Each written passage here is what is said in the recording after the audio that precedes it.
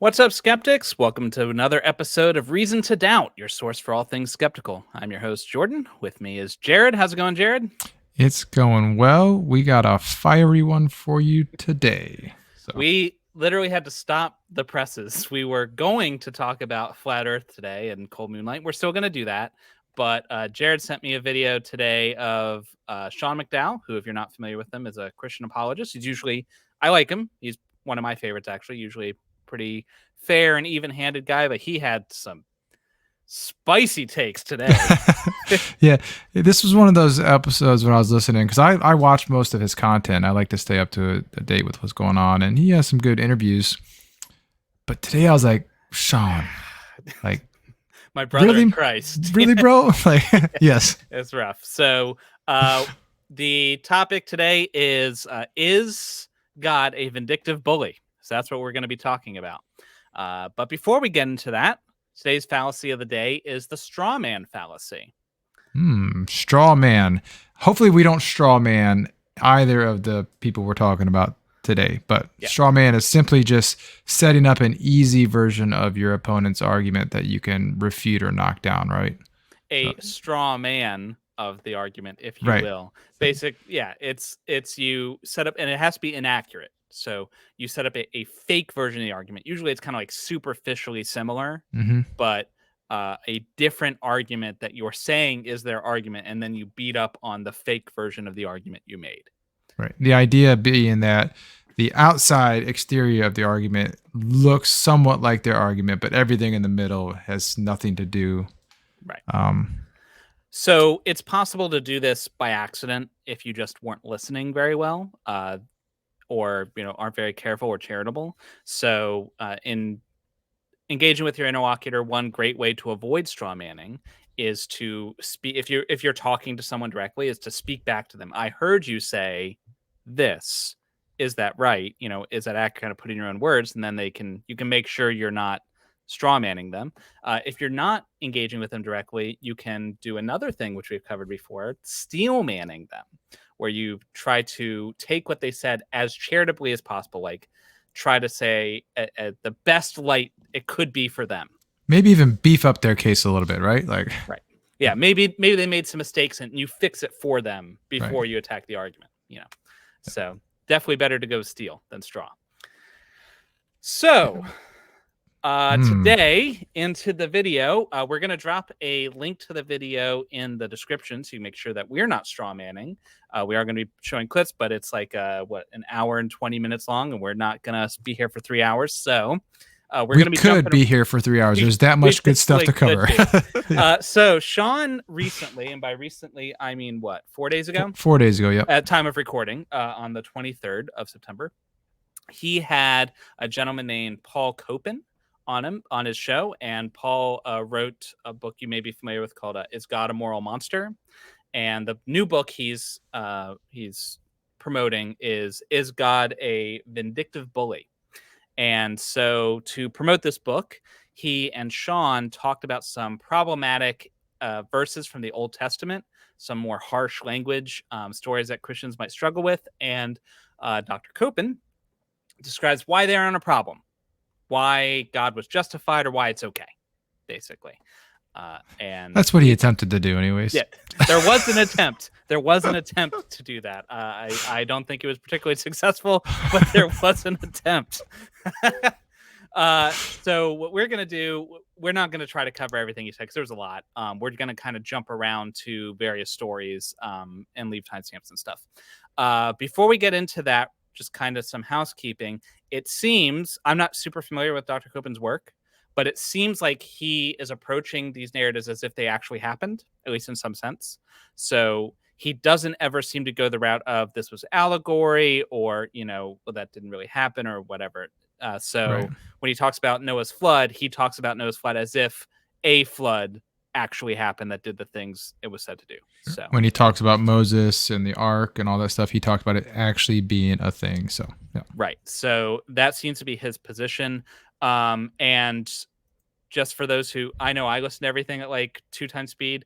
I'm going to be playing these clips at 1.5 speed for my own sanity. So just be aware of that if you speed it up. Yeah. Okay. So if you're the kind of person who speeds it up, That's fine. These If were you're the kind of preset. person who likes it slow, you're gonna have to play like 0.75 to get it back to normal some speed. math. Yeah. Okay, Yeah. so let's jump right in. Let's see. Oh, there we go. Professionals. There we go. Okay, so we're gonna start early on in the video. He's talking about Abraham and Isaac. When you take Isaac, for example, keep in mind that this was the promised child that God had given to Abraham and Sarah. And God said that through Isaac, all the nations of the earth are going to be blessed. Now, when Abraham is going to offer Isaac, he is confident that he's going to return with Isaac. And so he is going up to Mount Moriah, but before he leaves, he tells his servants, we will go and worship and we will return. So for those who might not be familiar, because they don't spend a ton of time kind of breaking down these stories, they kind of assume you're more or less familiar with them. In the Bible, in the book of Genesis 22, God commands Abraham, who's like the progenitor of the Israelites, Father Abraham, many sons, and he has a son, Isaac. There's been some prophecies about him. And he says, hey, Abraham, if you really believe in me, to prove your devotion, I want you to go up this mountain, bring Isaac, and sacrifice him to me. Yeah. Seems kind of just crazy to me, first of all. But so Christians have apologists, but Jews also have apologists. And in the Jewish apologetic world, even back like in the day, like the Talmud and the Mishnah and all this stuff, the term for this in English is called the binding of Isaac, but in Jewish it's the Akedah, which literally just means the binding of Isaac. And it's something that's been wrestled with the text for a long time. So this isn't just like some Christian fringe thing where like we have to try to excuse this. We've been trying to come up with reasons why this isn't immoral for centuries. And I still think they still need to be looking, because what our friends here just said is that, and I heard this when I was in church, is that it's okay because Abraham knew, he had faith in God's promise. God had promised that Isaac, he would like be the person that Israel would come from, right? And so he can't do that if he's dead. So Abraham knows that Isaac is going to come out of this alive, right? Yeah. So he's just literally just going through the motions, like, which is that really a test at that point? I mean, I guess on the one hand, it's kind of like, do you really believe the promises? But like, why are we going through this rigmarole? First of all, God knows whether or not you believe, right? So why do the test to begin with? But secondly, and I think more importantly, even if you accept all of that, even if you accept that Abraham believed that Isaac was going to come back, heck, maybe even Isaac believed it, I don't know, it's still child abuse. Like, Isaac is still being tied down or whatever on this altar, and his dad standing over him with a knife ready to plunge it into his chest. That's not something you just get up and like, oh man, that was close. He's like, hey dad, where are we going? Oh, we're going to make a sacrifice. All right, cool. Wood check, knife check. Where's the lamb? Where's the? Oh, don't worry about that, son. God will provide. Are we doing a goat or something? Yeah. This would do actual, real mental harm to Isaac, even if the knife never came anywhere. I mean, imagine your mom tied you to the kitchen table and like stood over you with a knife, and then as she's about to plunge it in, it's like, wait, no, it's okay. God said it was fine. I don't need to do it. Her cell phone rings. Oh my gosh. Okay, I guess we're done. Like, do you think you'd be okay? Like, that's definitely something like that's going to do real harm to you. But this is just kind of swept under the rug because Isaac didn't die, therefore it's fine. Yeah. If we're trying to establish whether or not this is a moral act, or in this case, something a vindictive bully would do, and so you just explain away one thing, but you still have this other problem, or you create another problem you haven't really dealt with, right? And this is going to be a theme because the God they're trying to defend, the reason that this whole thing is happening is because God is said by Christians such as these that to be perfectly benevolent. He's all loving. Right? Which means every act he does has to be infused with love. He can't do anything evil in any way. He has to do the maximally good thing in all instances. That's by definition. And so the question is this act maximally good? I don't think it's even minimally good, but maximally good. Right. Even steel manning their position, we still have to deal with the traumatic effects that it would cause on a child. And if you're causing harm as a way to test whether this person loves you, that's not a good act. That's not a healthy relationship, right? No. Okay. Yeah. So speaking of unhealthy relationships, let's go to the next clip. We're going to go to our friend Noah. They're going to talk about Noah's flood and why that's okay. go on this.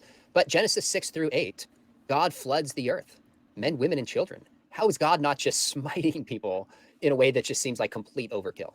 Great question, Sean. Well, a couple of things to remember in this text. And again, there's a question about how to interpret this story. Sure. There are, so someone like William Lane Craig says, I'm not sure what to make of the flood.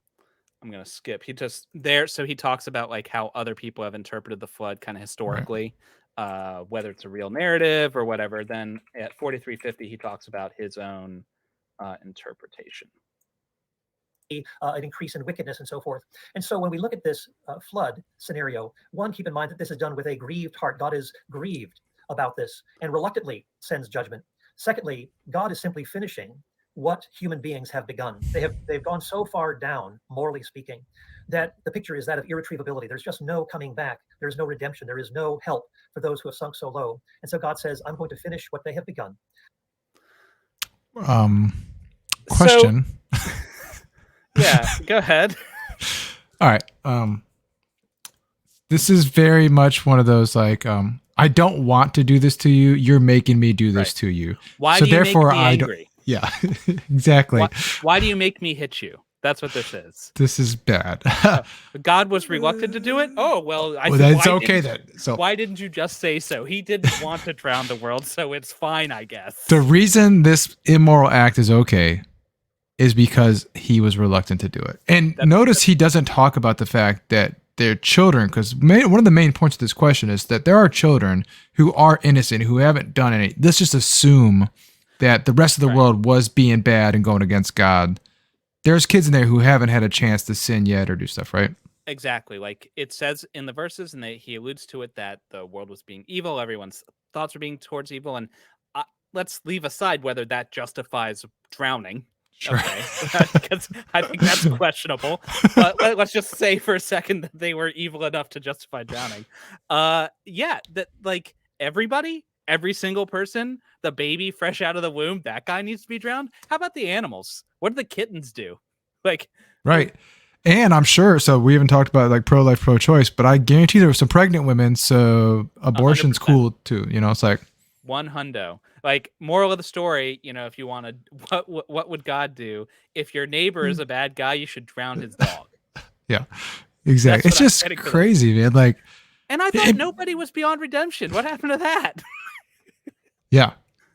And let's not forget that this was God's plan to begin with, right? So this was his perfect creation that I mean, obviously the fall, but like he wasn't surprised by this, allegedly. Yeah. So everyone was so bad, including the babies, they had to be drowned to death. Like there was no other solution. There was no other way. If okay, let's say that they had to be destroyed. They were going to do horrible evil. Maybe every single one of them was a little Hitler. So we're doing Minority Report here, right? Like they were all going to do some bad shit. Yeah, exactly. Is drowning really the way to do that? You know, Thanos would disagree with you, but right. I'd argue Thanos is more moral than God is in this case, right? Because when the people are snapped, they're just gone. You know, I don't want to go, Mr. Stark, but you know, he's not like in pain. He's just scared. You know, exactly. Yeah. Yeah, definitely a problem. So if we're going to ask the question, is this a good thing or a bad thing? Just because he was reluctant to do it. Doesn't matter. Doesn't matter. And just because the humans might have been doing bad things still doesn't make it moral. It doesn't, right? It doesn't necessarily make it moral to kill them. It's certainly, like, I find it hard to believe that none of this ever happened, obviously. Obviously, it's all myth. Yeah. I find it hard to believe that every single one of them would have been irredeemably evil. Even the babies, even the toddlers. Well, toddlers can be pretty bad. But even today, for states and countries that still have the death penalty, we try to do it in an ethical manner. You know, the lethal injection. They even sanitize the injection spot before, just in case they don't get an infection. Like, I mean, yeah, and we can. I don't personally support the death penalty at all, but like, if you're gonna do it, that's my whole point, right? Yeah. Then you should do it ethically, not by drowning. And I think this also. We touched on this in a previous episode. This is an example of where trying to force this to be literal and not taking it as it was written as myth can be a problem because you're viewing this entire book as a moral handbook, as like speaking truth to you right now today as a way to live and a way to reveal God's character. When in fact, the reason that drowning is used is not because God wants to waterboard kittens. It's because it has a ritual. Yeah. Yeah. It's a literary device. Originally, the earth was water. Like God's over the waters of the deep when he begins, right? In their cosmology, everything was water, and he separated two waters, the waters above and the waters below, to make the dry land. That was the cosmology of the Hebrews. And so when he's like, I don't want it anymore, what does he do? He returns water back the way it was. It's poetry, right? Yes. If you interpret it the way it was written, or you can interpret it as God was drowning kittens. Like, I guess that's the way you can go. There's also the ritualistic aspect where water has a cleansing effect too. So that there's that, even more levels of poetry in there. So, but how poetic. Yeah. Poetic. Drowning kittens. Okay. Yeah. So speaking of animals, we're going to move from animals being the victim to animals now being used as a tool of more murder. So yeah, this is the one about Elisha calling on bears to kill kids, right? So like, yeah. All right. 2 Kings chapter 2, where Elisha calls down bears to maul 42 children just because they call him Baldy. Now, understood that way, in any other context, you and I would say that is outrageous. That's morally egregious. How can this possibly be just for God? I love that he says this. In any other context, we would agree. Now, granted, he says understood this way, and they're going to try to argue that it shouldn't be understood this way. But I think this is like in any other context. If you took any of these things we've talked about, the things we're going to talk about, if you ascribe these acts to any other being, there's no way that Sean and Paul and anybody else would be defending them. That should be a huge red flag, right? Like that's like the outsider's test of faith, right? Right. Yeah, it's like, that should cause you to pump the brakes. God to do such a thing through one of the key prophets in the Old Testament. Right.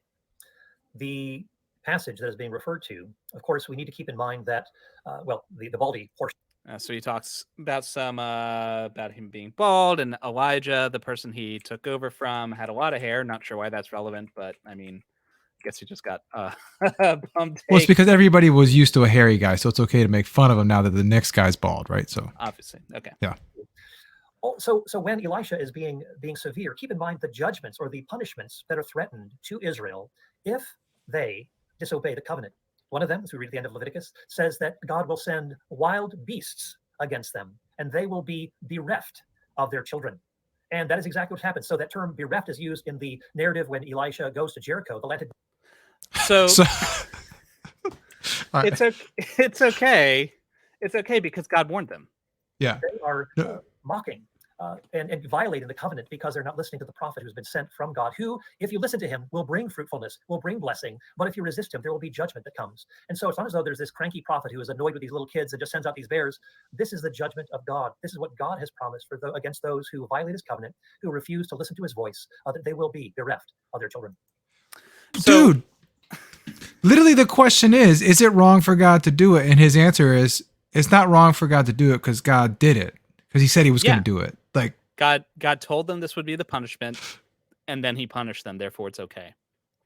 Hey, Jared, if you don't immediately give me $1 million, I'm going to drive over there and shoot you. I don't have it. So. Well, I warned you. So okay. Yeah. I told you I was coming. Like, that's like a mob boss, Like, what is going on here? But all it does is it pushes the question of morality back to that original Leviticus passage where he made up the rules to begin with, right? So exactly. Right. So yes, God told them it was going to happen. And so, yes, this is a prophet, and they are making fun of a prophet of God. So, okay, I could understand God being irritated at that. Maybe sending a bear to tear them apart might be a little extreme, maybe. And I should point out, one of the parts we skipped was them clarifying that kids in this, the word means more like young man. The same word is used for like David before he fights Goliath. So these were like young, unmarried men. So not necessarily like children, but I mean, that doesn't make a little better, yes, but I guess that's one way to interpret it. But like, still, they're people. Either way, they're Yeah. still people. What they did, let's not get it twisted. What they did was they saw this dude who didn't have a lot of hair. They made fun of him for balding, and a bear came and ripped him apart. Like, Yeah, I mean, there's no way you can make that moral or okay. Just be and his answer is just crazy. That there's no justification at all. Like he doesn't even attempt to. Yeah, he doesn't. Right? That's the thing. He doesn't even try to justify it. He states that it happened, and God did it, and that's as far as it goes. And that's one of the common things with the answers. I mean, like, so if you get a chance to watch the entire video, I highly encourage you if you want to get pissed off for a while. But each one is literally just a hand waving or like a special pleading. He doesn't actually address the issue. He just spits out some, academic language and says, well, you have to remember in the context. And then he gives a thing that says God says it's okay. But like, and it is true that you need to know the context whenever you're reading something historical, right? So if this were the case, and this will become really relevant in 2 more points later, but if this were the case that this was just a writing from the ancient Near East, and this was like their morality of the day, and so we'd want to take that into consideration when we're like thinking about these people. Like, yes, the things they did were awful, but it was the context of the time. So like relative to their surroundings, maybe they weren't so bad. Okay, that's one way. But that we're not talking about them. We're talking about God.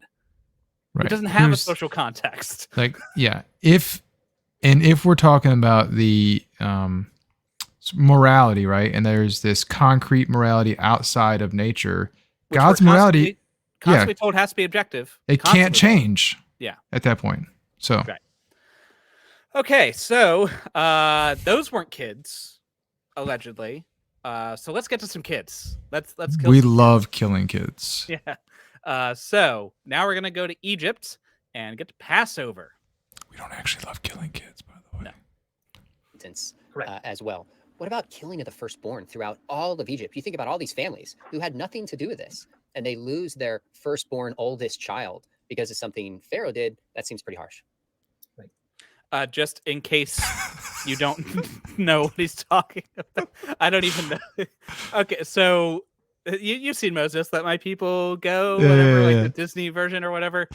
Did they do this one in the Disney version? I don't remember. I don't know if they did in the Disney version, but watch the 10 Commandments with Charlton Heston and you get it pretty good. Yeah, Moses is trying to get his people free from slavery, and they send plagues, and then the last plague is a spirit that kills the firstborn of everyone who doesn't splash blood on their door.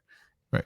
And so, in previous in the story, the Pharaoh actually has all the firstborn of Israel killed because they're trying to find the prophet. Trying to kill Moses. Yeah, exactly. So there are a couple of considerations here. Keep in mind, the Egyptians had been involved in the attempt to get rid of the baby boys of the Israelites, of the Hebrews, that they were to be drowned in the Nile River.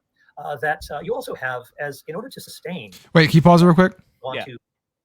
So I just want to point out, he's objecting to the fact that somebody was drowning babies, right? Which wait. I feel like we've heard that before. Wasn't I don't know. This is okay. Who did that recently? Yeah, we just talked about this. So.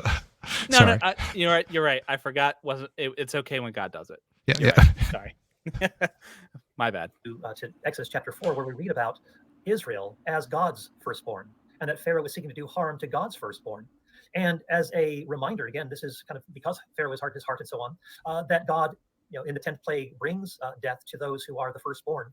But keep in mind that in order to keep servitude or slavery in Egypt going, this was a widespread institution. It wasn't as though it was just Pharaoh who is subjugating people, but others were complicit in this. And so in the how many babies owned slaves, Paul? How many how many toddlers were out there with a whip cracking them over the Hebrews building the pier? Like, oh my God, are you serious right now? Paul, Sean, it gets worse, dude. In a minute, Sean puts it super succinctly. Even refer to some ancient traditions or stories, I'm which sorry, talks about 48. the first literature, perhaps like Nazi Germany, for example, it wasn't just Hitler. There were thousands of prison guards, thousands of snitches, thousands of other people also complicit. That's a helpful point. And before reading your book, I don't know how I Super made helpful. that connection So of the helpful. Israelites, children being sacrificed and killed. In a sense, God is bringing justice back onto the new Pharaoh, what had been done to Israel. Very, very fair. Now this, Wait. Very, very fair.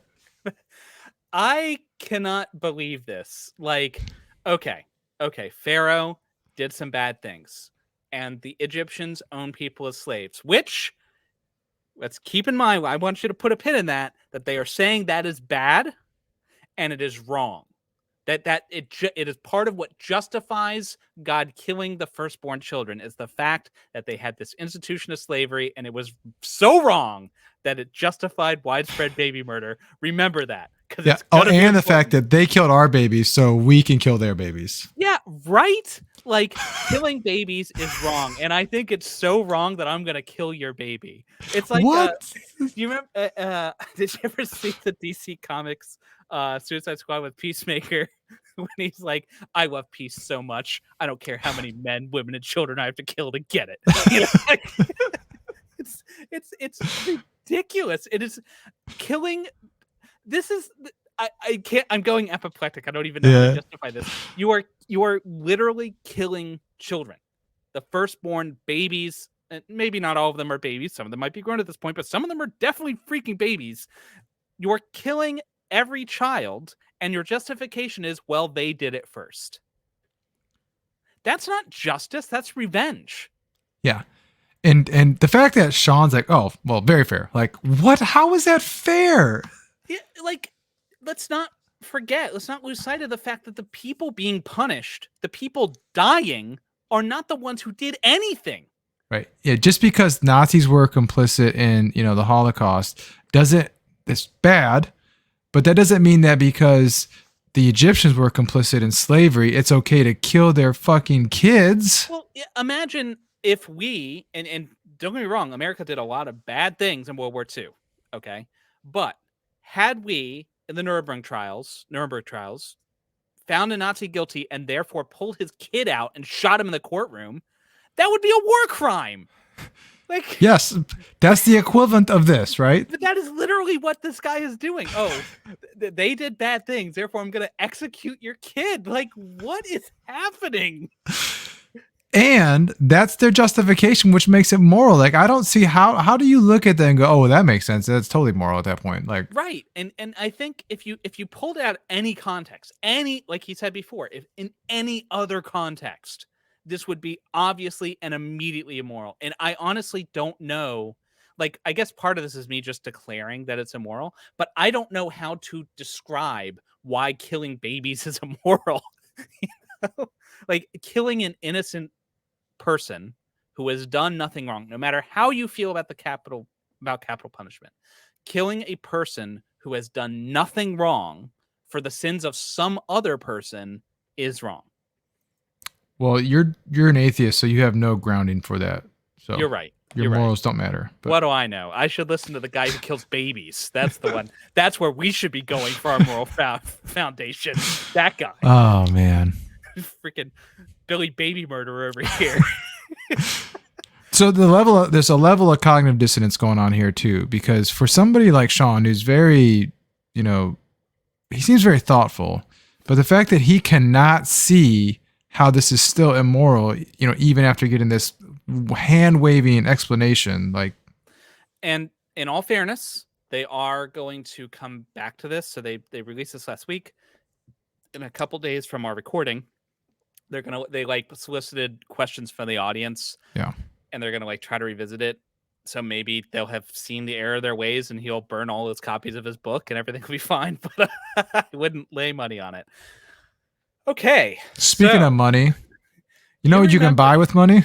I know what you could buy back in ancient Israel. Remember that thing I told you to put a pin in? The thing that was so bad that it justified baby murder? We're going to talk about that now. We're going to talk about slavery, except don't call it slavery because reasons. Now, again, we can't remotely do this justice.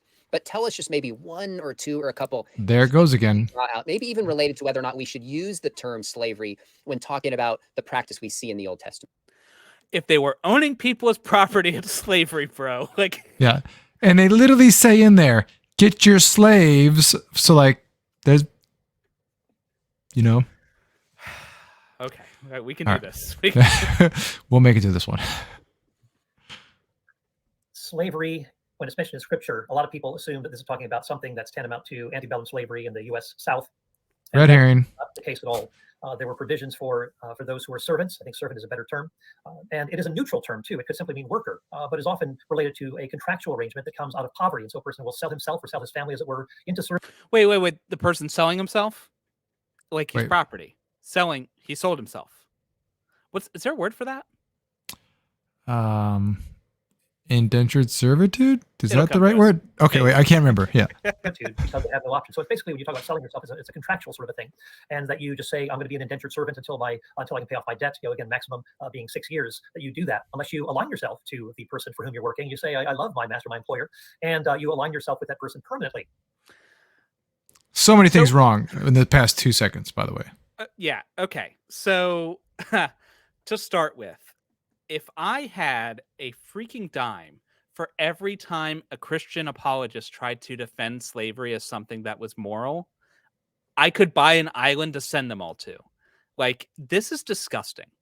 And they try to, you saw it right here. Oh, well, it's not the same as slavery in the South. They were owning people as property. Yeah. Yeah, you're right. It wasn't the same as the South. It was still bad, right? That's the whole point. Bad. And that they do things like they point to the fact that they had rules. Well, there were rules that governed what you could do with a slave. Well, first of all, there were rules in the antebellum South about what you could do to a slave. Were they followed? Were they enforced? Did it stop horrible abuses? No. So all we have is the law book here. I mean, I don't know if we have any. I doubt we have many writings from slaves about their treatment. But I'm going to go way out on a limb and say it probably wasn't great, considering there are rules about the ways you can treat slaves. One of my favorites is Exodus. So right after the verse they're talking about, Exodus 21, verses 20 to 21 says, anyone who beats their male or female slave with a rod must be punished if the slave dies as a direct result. But they are not to be punished if the slave recovers after a day or two, since the slave is their property. It's almost like they figured out how to justify stuff by reading the book in which they're trying to justify stuff from. So you can beat a person with a stick, and as long as they don't die within 2 days, they can die just more than 2 days later, then it's fine? This is the standard? This is what makes it okay? Oh, and do you remember when he just said, let me rewind and find it again, because it's super important. The part when he says, I love my master. I love being a slave. It's awesome. Off my debt, again, maximum being 6 years. Principal term, too. It could simply mean worker, but is often related to a contractual arrangement that comes out of poverty. And so a person will sell himself or sell his family, as it were, into servitude because they have no option. So it's basically, when you talk about selling yourself, it's a contractual sort of a thing. And that you just say, I'm going to be an indentured servant until I can pay off my debt. Again, maximum being 6 years. That you do that unless you align yourself to the person for whom you're working. You say, I love my master, my employer, and you align yourself with that person permanently. Now that sounds great, right? Like, okay, slavery's wrong, but what if the person wants to do it, right? The part of the problem is it's involuntary. There's bondage, the mistreatment, but maybe this slave owner is awesome. Maybe he's just the best, and he treats them with kindness and love, and it's just kittens and rainbows everywhere, right? Then why not? Why not stay? Well, apparently, there's a couple reasons why, and within the same text that they're reading. The reason they wouldn't, because if they left, they'd have to leave their freaking family. There's some context here that they are conveniently just skipping right over, just bouncing right by. So let me just read you the verse. So what we're talking about is Exodus 21. These are the laws for having Hebrew slaves, which we haven't mentioned yet. These are laws that only apply to Jewish slaves. If they are slaves that are not Hebrew, these rules don't apply. But leave that aside for a second. If you buy a Hebrew servant, he has to serve you for 6 years, but in the 7th year, he shall go free without paying anything. So 7 years, boom, he's free, right? Sounds like a sweet deal so far. Okay. If he comes alone, he has to go free alone. But if he has a wife with him when he comes, she has to go with him. So if they come to you married, then the wife leaves. Still great so far. But what if something happens in the interim, right? Verse 4, if his master gives him a wife and she bears him sons or daughters, the woman and her children belong to the master, and only the man shall go free.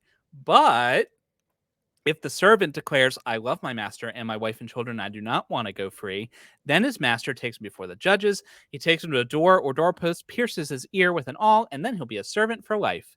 So what's actually happening is this single guy was sold himself, or was sold into slavery, was given, here's a wife, now you have a family, and 7 years later, it's like, hey, you like your kids? Well, if you want to see them ever again, you better get your ear pierced.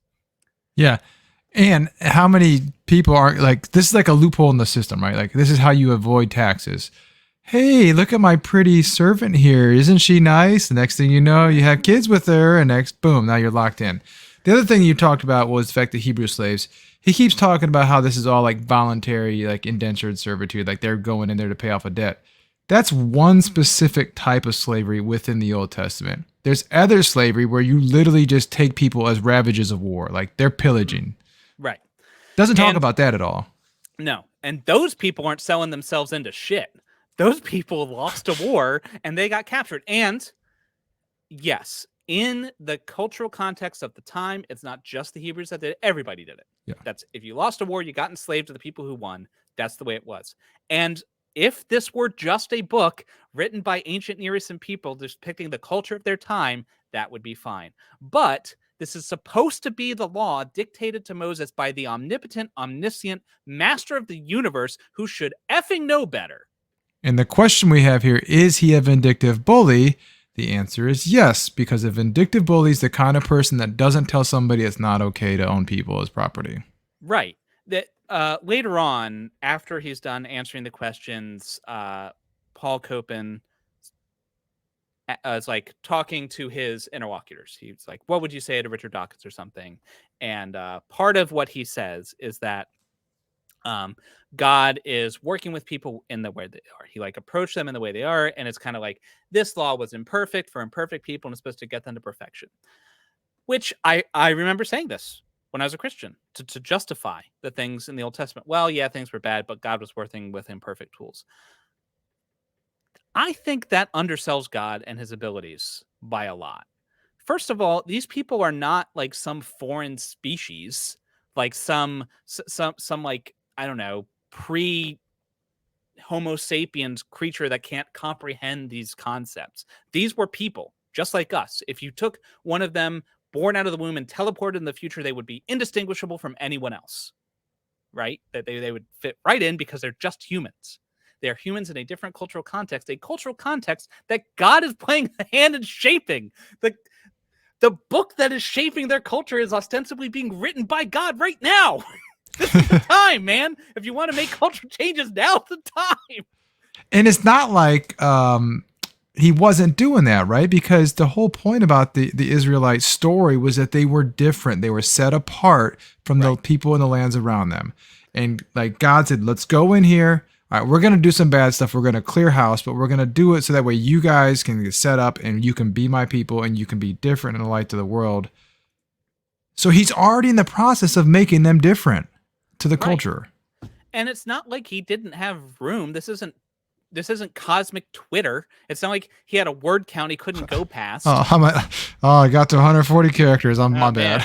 I spent so much time talking about, not cooking lamb in their milk. I forgot and to making sure the tassels on your clothes weren't mixed fabrics, right. like. And that box I gave you, make sure you put it through rings. It's super important, or I will literally kill you. Which is another. There's so many things we didn't even get into, but you couldn't spare a word to say, "Hey, by the way, don't own people as property." You couldn't say, "Hey, if someone's down on their luck, here's how you set up a welfare system." You couldn't do that. You didn't have time. And there's an obvious reason why. Like, you can either believe that God was just evil and didn't care.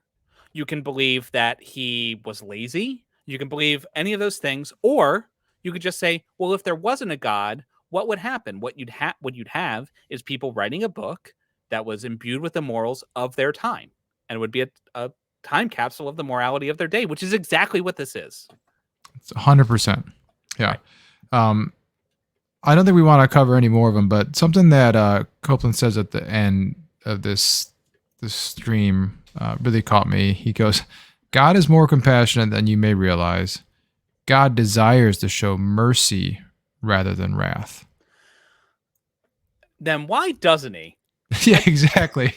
Like, It's like the fact that he's showing wrath at all isn't that sign of like a very loving God, right? Like this is classic abusive behavior right there. Like, Yeah. I want to be kind, but you make me angry. That's what this is saying. I want to be loving, but because you're so bad, because you don't listen, because you didn't set the table right, because you didn't do this, because you didn't do Y, that's why I hit you. That's what this is.